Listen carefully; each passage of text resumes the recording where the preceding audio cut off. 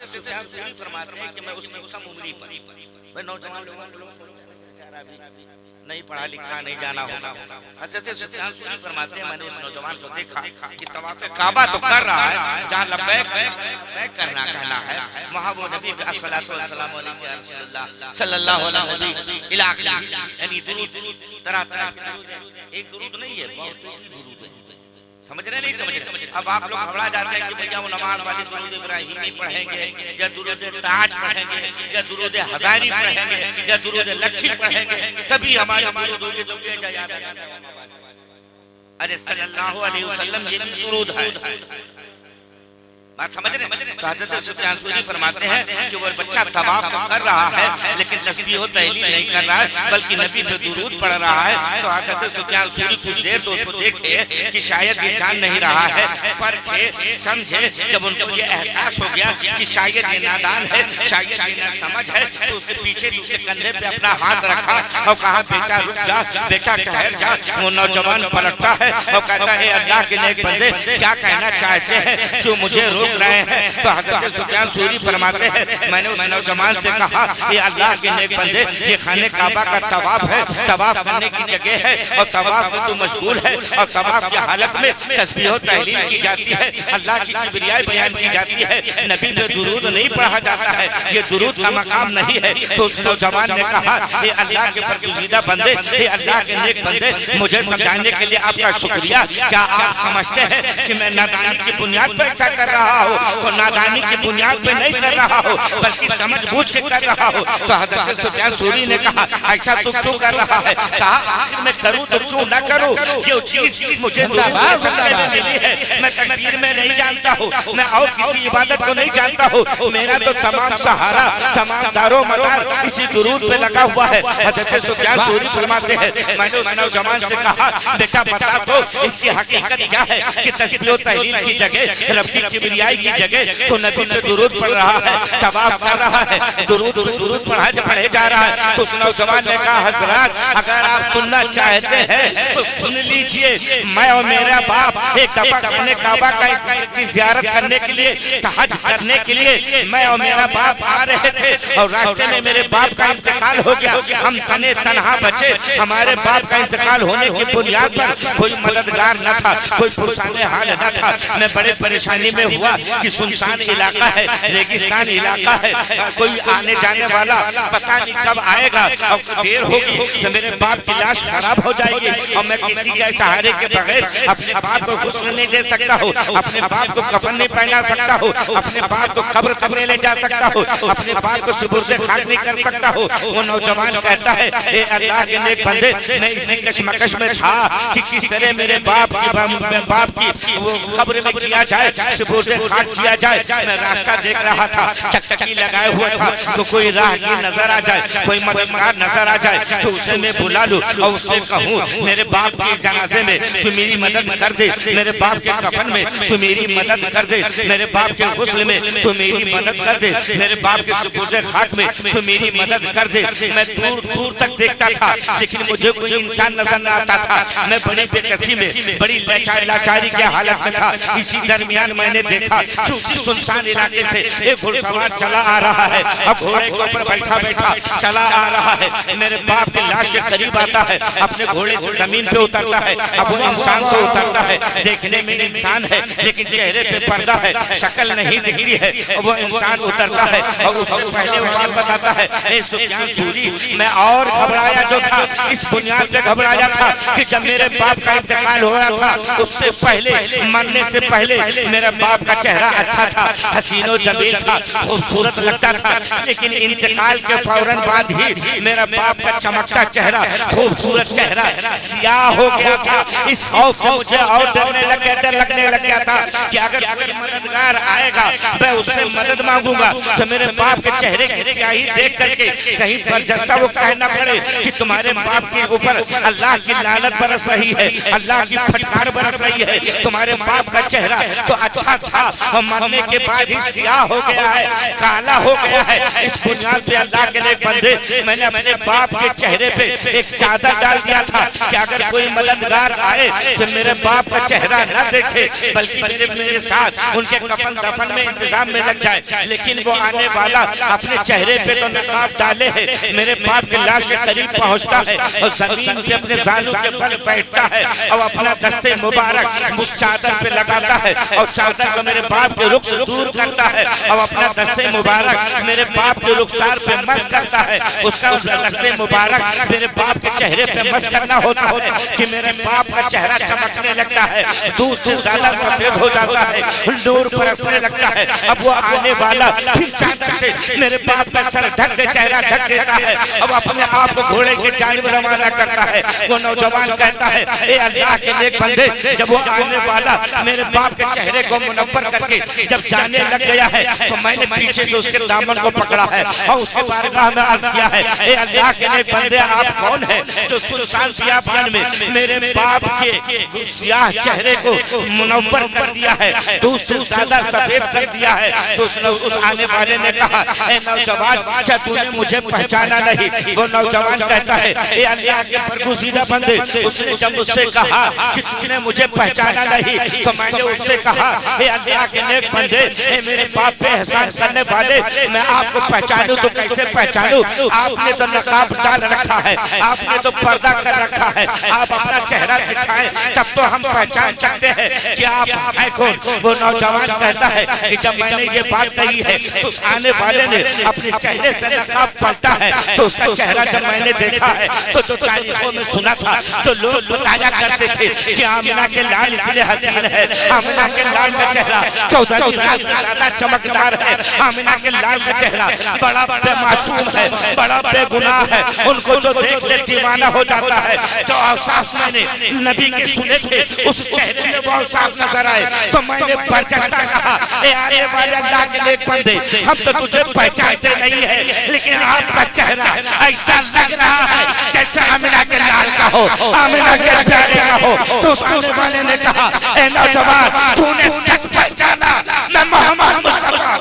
नारे तकबीर, नारे रिसालत, जश्न ईद मिलादुन नबी, नारे तकबीर, नारे रिसालत, सुभान अल्लाह, सुभान अल्लाह। उस नौजवान ने कहा कि उस आने वाले ने फरमाया, ऐ नौजवान, तूने सच कहा, मैं वही मोहम्मद अरबी आमिना का प्यारा हूँ, मैं ही तो नाइबे परवरदिगार हूँ। अब वो नौजवान कहता है, जब उन्होंने कहा मैं ही मुख्तारे कायनात हूँ, मैं ही रसूले कायनात हूँ, मैं ही इमामुल अंबिया हूँ, तो मैं उनके कदम पे गिर गया और कहा, या रसूल अल्लाह, मेरे बाप की ये हैसियत कि मुख्तारे कायनात आ जाए, मेरे बाप के जहन में ये बात आ नहीं रही है कि मेरे बाप ने कौन सी नेकी की थी, कौन सी अच्छाई की थी, कि माँ क्या कौन सी बुराई की थी कि मरने के वक्त उसके चेहरा सियाह कर दिया गया था, और कौन सी अच्छाई की गई थी कि आप नफ्स नफीस तशरीफ ले आए हैं। तो वो नौजवान कहता है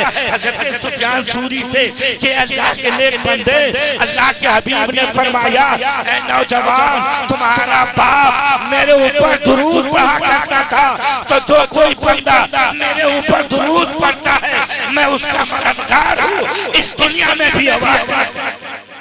सुभान अल्लाह, सुभान अल्लाह, सुभान अल्लाह, जिंदाबाद, बहुत अच्छा, सुभान अल्लाह। वाह, ये दुनिया आखिरत संभालने के लिए दुरूद पाक का विर्द नहीं करना चाहिए, करना चाहिए ना। हमने अर्ज किया मेरा नहीं, सबका भी फरमान है। अल्लाह फरमाता है, यही एक ऐसी चीज अल्लाह ने बनाई, यही हमारे लिए इबादत, अल्लाह की मोहब्बत, फरिश्तों की रहमत, फरिश्तों की दुआ, सबको बता अल्लाह कहता मैं भी पढ़ता दूंगा, अल्लाह कहता है कि मेरे फरिश्ते भी पढ़ते दूंगा, फिर अल्लाह कहता है मैं ईमान वालों को खूब मशहूर आयत है, तर्जमा करना सोचते हो कि आखिर नमाज पढ़ाते इमाम साहब क्यों कहते हैं इन्नल्लाह व मलाइकतहु युसल्लूना अलन नबी या अय्युहल्लज़ीना आमनू सल्लु अलैहि व सल्लिमू तस्लीमा। तब आप पढ़ने लगते हो अल्लाहुम्मा सल्लि अला, तो सोचो तर्जमा क्या है इसका। उसमें अल्लाह साफ कहता है कि बेशक अल्लाह उसके मलाइका नबी पे दुरूद भेजते हैं। ए ईमान वालो तुम भी दुरूद नबी पर दुरूद और सलाम दोनों चीज वहां पे बताया भेजा करो मेरे नबी। तो एक तो नमाज, उसके अलावा और ये हुक्म जो है खुदावंदी नमाज के लिए नहीं है, डायरेक्ट भेजो। अब आप अगर इस पर तवज्जो करेंगे कि तो सबसे अफजल और आला इबादत नमाज, रोजा, हज, ज़कात, इन सब से बाला अगर कोई इबादत आपके नजदीक, मेरे नजदीक, खुदा के नजदीक सबसे अफजल है तो वो दुरूद पाक पढ़ना। अफजलुल इबादत में से दुरूद सबसे अफजल इबादत है। तो ये इबादत हमको और आपको अख्तियार करना चाहिए, नहीं करना चाहिए। कुल्लु नफ्सिन ज़ाइक़ातुल मौत, हर नफ्स को मौत का मज़ा चखना है, किसी को चारा नहीं, कोई बच नहीं सकता। अल्लाह ने कुरान में और भी फरमाया इन्ना बत्शा रब्बिका लशदीद, बेशक तुम्हारे रब की पकड़ बड़ी मुसीबत है। समझ रहे नहीं समझ? आप कितना भी बचना चाहो दुनिया में, आपने शद्दाद का नाम सुना होगा, फिरौन का सुना होगा, हामान का सुना होगा, ये सब मामूली शख्स नहीं थे। आज की दुनिया के जितने भी सुपर पावर बादशाह हैं, हाकिम हैं, इन सब के हुकूमत के मामले में कारून वगैरह पूरी दुनिया पे हुकूमत की है। बात समझ रहे हैं? शद्दाद ने जन्नत बनवा डाली, लेकिन जब अल्लाह की पकड़ हुई है ना तो जन्नत की दहलीज के अंदर तक न जा सका। नमरूद अपने आप खुदा कहलाने लग गया। इतना ताकत अल्लाह ने दिया कि देखो मेरा बंदा करता, बंदा वो भी करता, लेकिन वो बंदे से माबूद बनने लगे। बात समझ रहे ना? तब अल्लाह ने बहुत सुपर पावर था, किसी की हिम्मत नहीं थी, मजाल नहीं थी, हज़रत इब्राहिम जैसे पैगंबर को आग के हवाले करने का प्लान बनाया और डाला भी। उसको घमंड था, नाज था कि मेरे मुकाबले में कोई नहीं। आज के भी जालिम सोचते हैं, लेकिन कसम खुदा की अल्लाह जब चाहेगा इनको तहस नहस कर देगा। एक मामूली सा जानवर जिसका नाम मच्छर है, मच्छर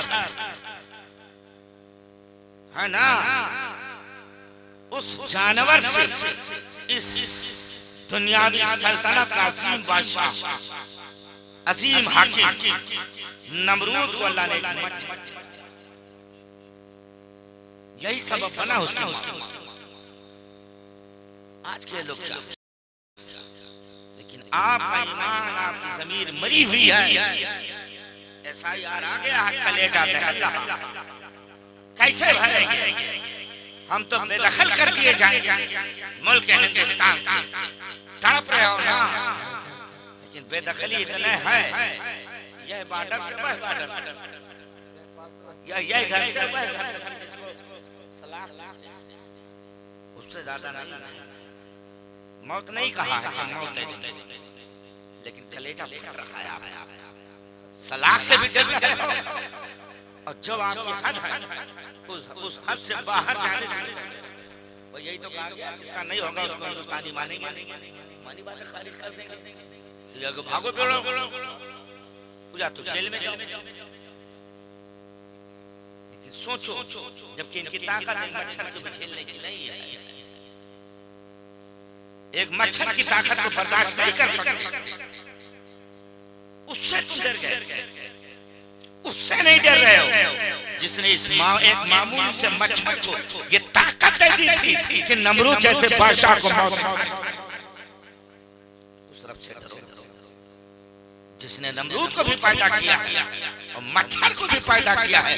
जब वो चाहे तो मच्छर से मौत बातें कर दे, और जब वो चाहे तो नमरूद को ऐसा बना दे कि दुनिया वाले देख करके उसको क्या ताकत है, क्या शोहरत। नमरूद जुबा चीजें रखता था कि जिसको देख करके लोग आजिज थे कि उसको मजबूर थे। एक हाउस था उसके पास, तालाब था, तो उस तालाब की खासियत ये थी कि अगर कोई बंदा झगड़ा करता, हर दोनों आदमी दावा कर देते कि नहीं मैं हक से हूँ, इसने ना हक मुझे सताया, भी कहता नहीं मैं हक पे हूँ, इसने सताया, तो वो कुछ नहीं करता। दोनों आते लड़ाई झगड़ा करके इस्तिगासा पेश करके मुकदमा कायम होता तो जज अदालत वकील नहीं लगवाता, दोनों को उठवा के उसी हाउस में डाल देता, फेंकवा देता। अब उस हाउस के अंदर ये करिश्मा कि जो झूठा होता वो डूबने लगता, अगर वो इकरार करके तौबा ना कर लेता तो डूब के मर जाता, और जो सच्चा होता वो डूबता नहीं। तो यह अजूबा वाली चीज थी ना, बगैर हर्रा फिक्री के काम हो रहा है ना। तो लोग कहते थे अरे ये अजूबा। एक दरख्त भी बताया गया था कि उसके पास एक दरख्त था कि जितने भी आदमी आते जाते उसका साया बढ़ता चला जाता, लोग घटते जाते साया छोटा। तो ये हुई ना अजूबा चीज। इस बुनियाद पे वो अपने आप को खुदा कहते हैं। और जो कमजोर ईमान वाले तो नमरूद को खुदा मानने पे मजबूर। खुदा के एक बंदा हज़रत इब्राहीम जिन्होंने इनकार कर दिया था, ए नमरूद हम तुझे खुदा नहीं कहेंगे, मैं तो खुदा उसी को कहूंगा जिसने तुझे भी पैदा किया है, मुझे भी पैदा किया है, पैदा किया है, चांद भी बनाया है, सूरज भी बनाया है। जो तेरा खालिक है वही मेरा खालिक है, जो मेरा माबूद है वही तेरा भी माबूद है। और अगर तू कहता मैं माबूद हूँ तो मैं तुझे माबूद नहीं मान सकता, मैं तो सिर्फ उसी को माबूद मानता हूँ। तो नमरूद ने उनके साथ साथ क्या की, वक्त नहीं है, उलमा की कसीर जमात यहाँ मौजूद है, अगर आप मेरी ही इतना वक्त सब पूछेंगे तो करीब से करीब 1.5 बजे। मैं आपसे इल्तिजा करूंगा कि सभी हज़रात जरूर समाअत कीजिए। अगर मेरे बोलने में किसी तरह की कमी लफ्ज़ वाक़ हुई तो मैं आप हज़रात को गवाह बनाते हुए तौबा करता हूँ। अस्तग़फिरुल्लाह रब्बी मिन कुल्लि ज़ंबि व अतूबु इलैह। इस्लाम जिंदाबाद, मुसलमान पाइंदाबाद, वमा अलैना इल्लल बलाग। तरीक़े मुस्तफ़ा को छोड़ना है वजह बर्बादी, इसी से कौम दुनिया में हुई बेइक़्तिदार बनी। हमें करनी है शहंशाह फ़ता की रज़ा जोई, वो अपने हो गए तो रहमत परवरदिगार अपनी। अस्सलामु अलैकुम व रहमतुल्लाहि व बरकातहू।